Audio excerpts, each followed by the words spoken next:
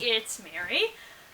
I hope that you are doing well. Thank you so much for joining me today because we are going to check in on the sodium chloride crystals that we grew. So if you remember, about 6 weeks ago, we started to grow sodium chloride crystals, and I thought it'd be interesting to check in on them and see how it went. So to do this, we are going to need our jar with the sodium chloride crystals. Whoops, I want to be careful with that.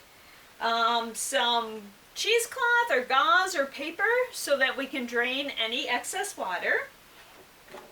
A piece of paper that we can put them on to take a look at them and see what they look like and just make any observations. I've also got a piece of paper towel to dry them before I put them on the paper. You also might want a magnifying glass or something to use to magnify your sodium chloride crystals so you can see them better up close. As you remember, we mixed a super saturated solution of sodium chloride, and to do that we used hot water and we used salt. And the reason we used hot water is because more of the sodium chloride will dissolve into hot water than room temperature water. And as that cools to room temperature, you have a supersaturated solution of sodium chloride. Let's take a look at what happened. If we look at the jar, I notice a few things. First of all, we've got a lot of crystals formed on the string. But let's take a look at the jar up close more.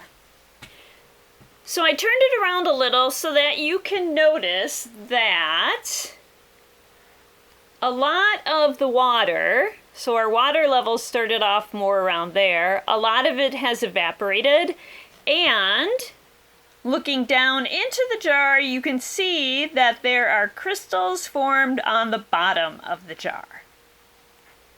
Put the gauze on the top of the jar and just drain any excess water out.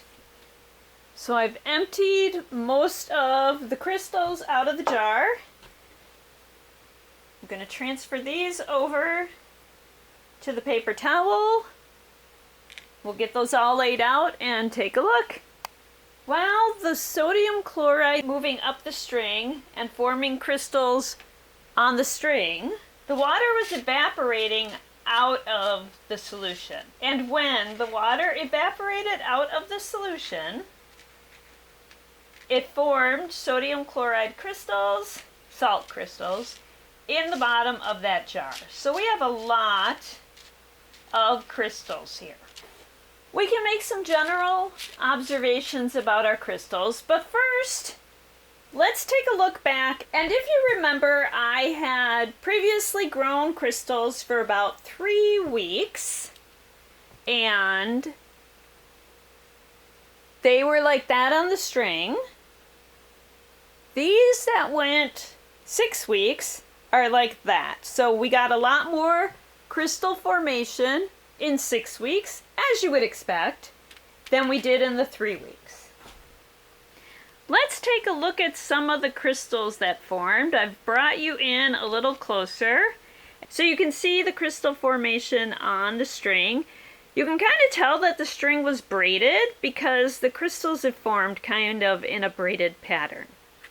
Here is a little congregation of, or conglomeration of, crystals that formed. And right now we just want to look for any similarities between the crystals. If we compare this crystal cluster to this crystal cluster, there is a common shape with sodium chloride crystals.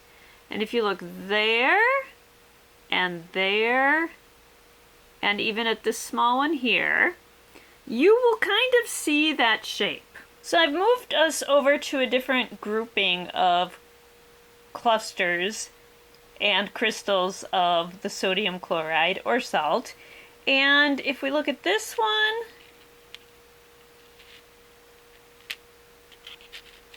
we can notice that there are a lot of cubes. This one is like 3 or 4 cubes together. This one is a few cubes together. This one you can see is a cluster of cubes. Oh, there's one came off. And here is where 1 cube of sodium chloride formed alone.